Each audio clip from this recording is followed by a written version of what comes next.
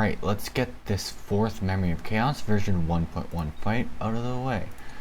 So, the first team is gonna be Don Hong, Ting Yun, QQ, and March 7th. The second team is gonna be Su Shang, Sampo, Natasha, and Fire Trailblazer. And I will quickly say, Fire Trailblazer is a really big carry in the second fight, because that Kafka does a ridiculous amount of damage, so it's really nice to have that taunt. So, let's get our alt energy, our buff, and then a tile. We'll attack with QQ just to give the quantum entanglement to that one random enemy.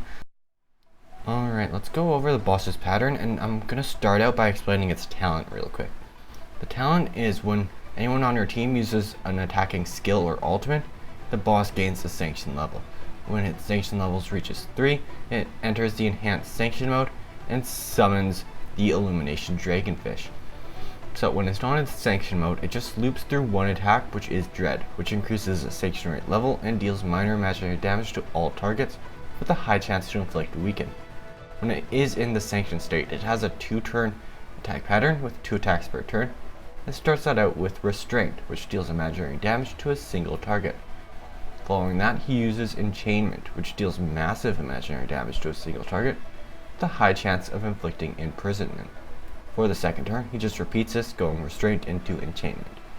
This is a lot of dangerous single target attacks, and you also have to keep in mind that those Illumination Dragonfish are using those AoE attacks, so there's just a lot of damage coming out in these 2 turns.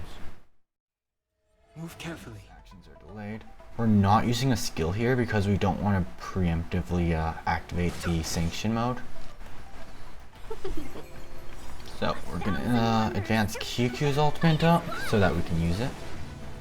And the main goal that we have going on here is we want to quantum entangle the boss with QQ. Choose my strike. Come on.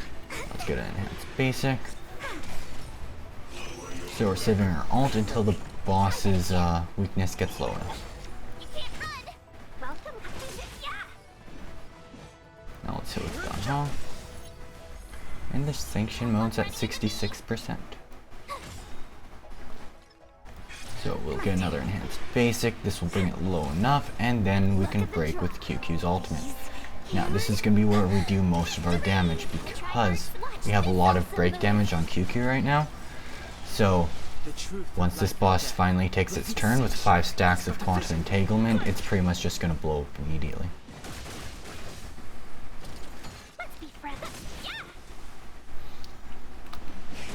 And the nice thing about weakness breaking this thing is you can use skills without worrying. And there you go, almost 30k damage from break damage. Now we just hit with that. There we go, and that is an easy clear. That is probably the best way I've found to clear that thing. Stalling out doesn't really work because, you know, it goes sanction mode and then just imprisons you to death. So yeah, that's just how I found to tackle that challenge. Let's go over the Blaze Out of Spaces pattern.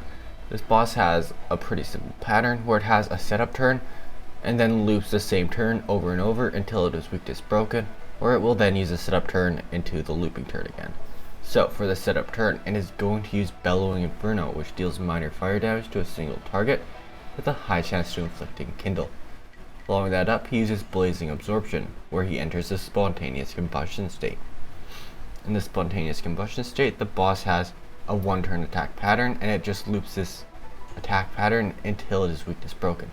It starts out with Rain of Purifying Flames, which deals successive minor fire damage to a random single target with a high chance to inflicting Kindle.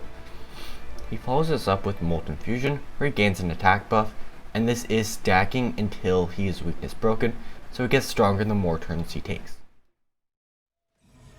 Move carefully. So Dan's just going to focus the boss as usual. We'll bring up QQ's ultimate here because we do have a lot of break damage on her, so we do want her to break the boss again. And let's get an enhanced basic for the bonus break.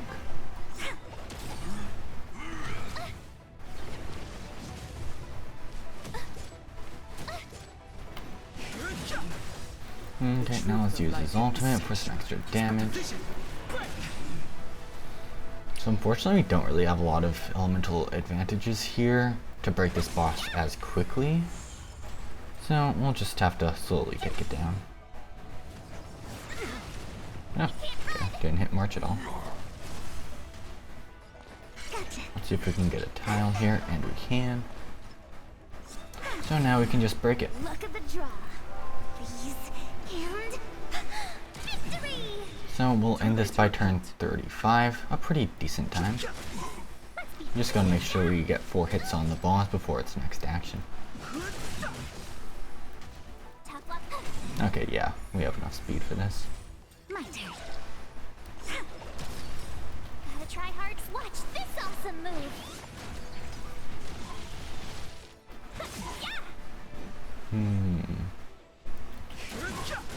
Okay, we'll do that, and then hit the minion with the ultimate, and he should blow up to quantum damage. There we go. So, the second fight, we're gonna go for Kafka first, just because she is the riskier foe. So we use Trailblazer's shield, delay their actions with Sampo, then initiate with Sushan.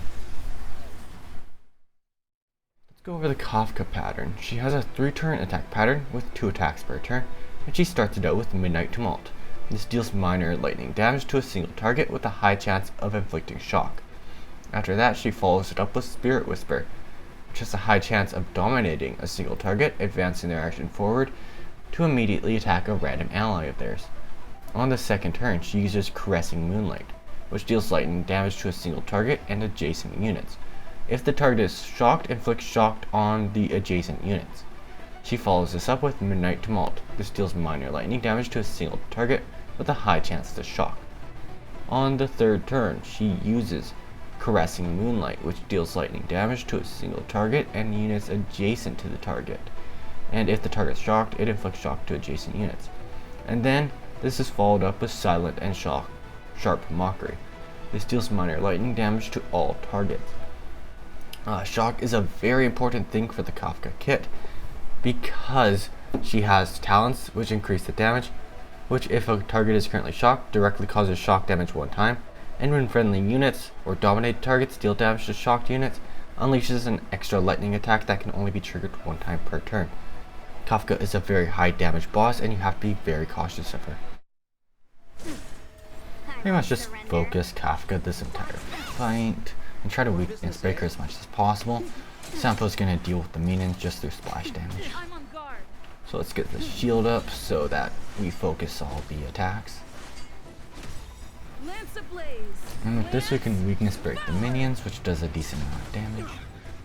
Ready? How does that feel? That's a little unfortunate, but I don't think we should need any heals immediately.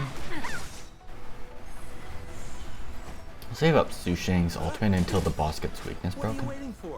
So, we should also get a skill point so she can actually use her skill. Lance at the ready. There we go, let's break the boss.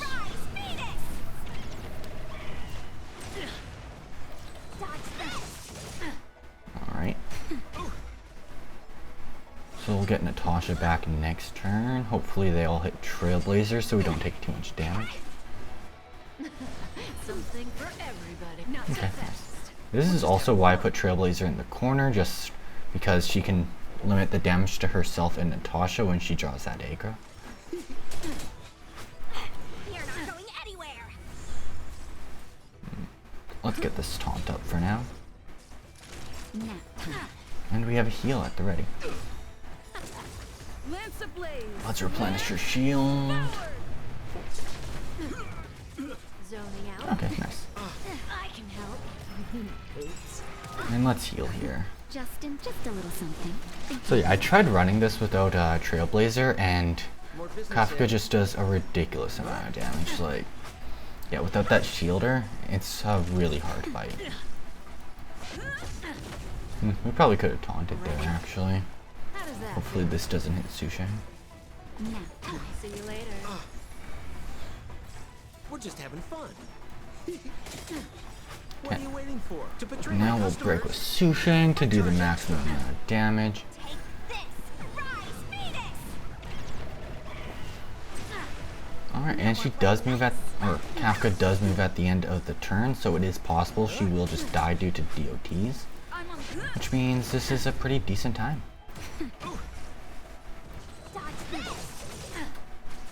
Okay, awesome. And this next fight is a lot easier. We'll just use... Okay, I thought I missed that. Sampo into Susheng. So let's go over the Voidranger Trampler's attack pattern. He has a 3-turn attack pattern with 2 attacks per set, and he starts it out with Rule of Force, which is just a quantum damage attack to a random ally. And then he follows that up with Spiral Arrow, which is a lock-on and will cause him to cast End of Bow with his next attack. So for the second set of attacks, End of Bow is the first attack, and this is a very dangerous attack because it deals massive damage and has a high chance to inflict entanglement, which can really mess things up if it hits your DPS or healers. So you really want a preservation unit to be taunting and taking that attack.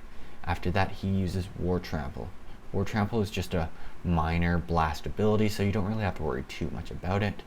And then his third attacks are Unreal Projection, which is just another single target, into War Trample.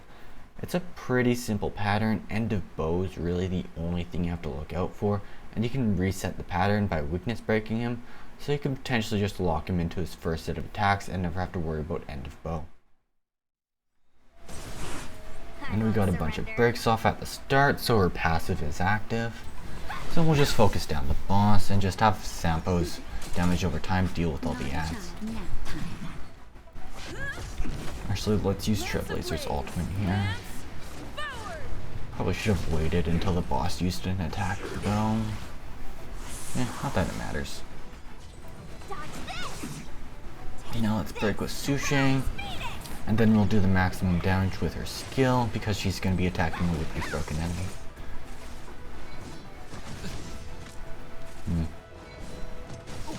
Okay, that's lower than I'd like it to be. Huh. More business, eh? That got a little risky. What are you waiting for? To betray my customers?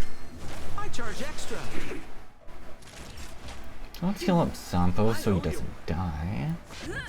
And we'll just be extra safe since our units have quite a bit of HP right now. I owe you. Want to see what I can do? Dodge this. We're just having fun. So yeah. Quite a decent amount of damage over time, just from Sampo and the bleed that the physical break inflicts. Lance of the Let me through. More business, eh? Okay, we failed to weakness break it, but still not too bad.